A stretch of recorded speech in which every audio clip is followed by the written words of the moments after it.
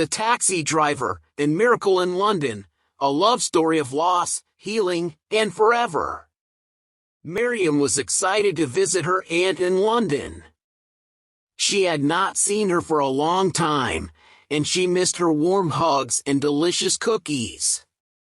She packed her suitcase and called a taxi to take her to the airport. The taxi arrived on time, and Miriam greeted the driver with a smile. He was a young man with curly hair and a friendly face.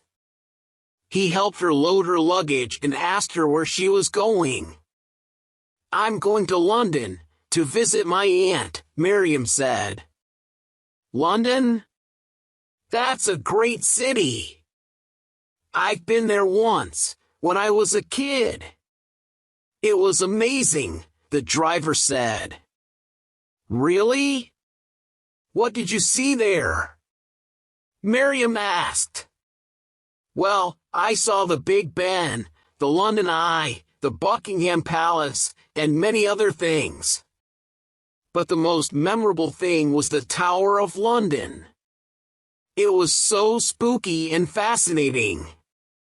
They have these ravens there, and they say that if they ever leave, the kingdom will fall," the driver said.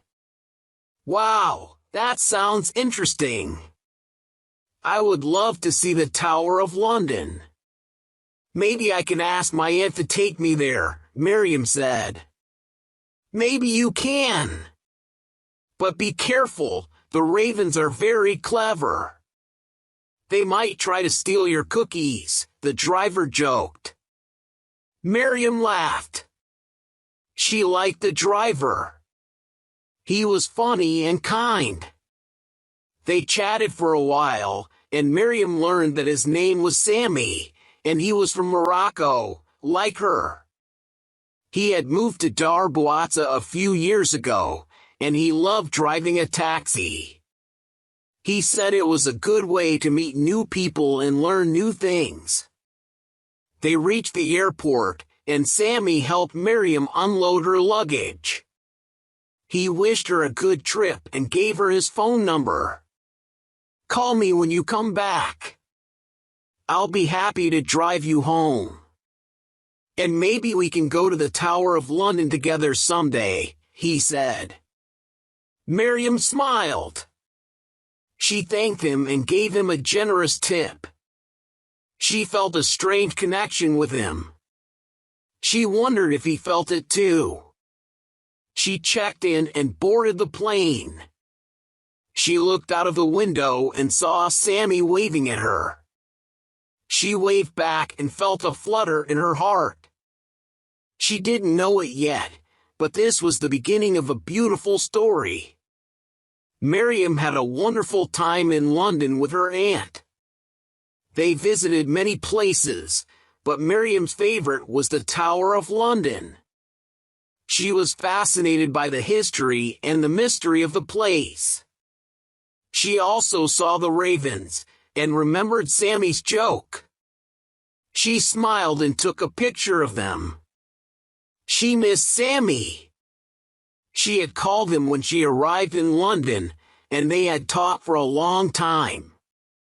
They had a lot in common, and they enjoyed each other's company. They had agreed to keep in touch, and they did. They texted and called every day, and their feelings grew stronger. Miriam felt like she had found her soulmate. She couldn't wait to see him again. She decided to surprise him and book an earlier flight back to Dar Bouatsa. She wanted to tell him how she felt, and maybe even kiss him. She packed her suitcase and hugged her aunt goodbye. She thanked her for everything and told her she would come back soon. She took a taxi to the airport and checked in. She looked at her phone and saw a message from Sammy. "Hi, Miriam. I hope you're having a great time in London.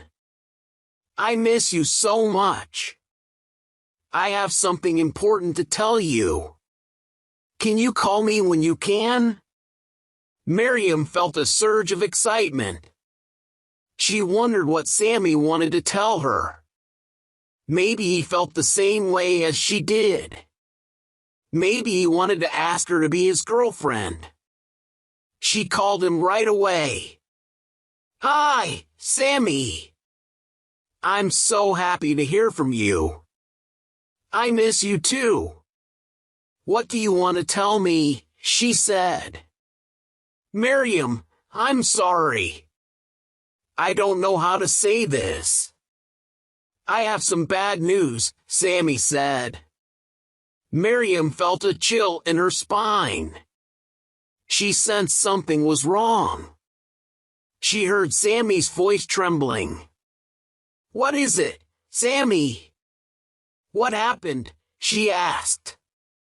"Miriam, I had an accident. I was driving my taxi, and a truck hit me. I'm in the hospital. I'm hurt, Miriam. I'm hurt bad," Sammy said. Miriam felt a shock of pain. She couldn't believe what she was hearing. She felt tears in her eyes. "Sammy, no! No, please! Don't say that. You're going to be okay. You have to be okay. I love you, Sammy. I love you so much," she said. "Miriam, I love you too. I love you more than anything. That's what I wanted to tell you. I wanted to tell you that you're the best thing that ever happened to me. You're my angel, Miriam. You're my everything," Sammy said. "Sammy, please. Don't talk like that. You're not going to die. You're going to live. You're going to recover. And we're going to be together. We're going to go to the Tower of London. We're going to see the ravens. We're going to be happy, Sammy. Please, don't leave me," Miriam said. "Miriam, I'm sorry. I'm so sorry. I wish I could be with you. I wish I could hold you. I wish I could kiss you. But I don't think I'm going to make it. I'm losing blood, Miriam. I'm losing consciousness. I'm fading away, Miriam. I'm fading away," Sammy said. "Sammy, no! No, please! Don't go! Don't go, Sammy! Stay with me! Stay with me, Sammy! Please, stay with me," Miriam said. But it was too late. Sammy was gone. His voice was silent. His phone was dead. Miriam screamed. She screamed and cried. She dropped her phone and collapsed on the floor. She felt her heart breaking. She felt her world ending. She had lost him. She had lost Sammy. She had lost her love. But then, she heard a miracle. She heard a voice. A familiar voice. A voice she loved.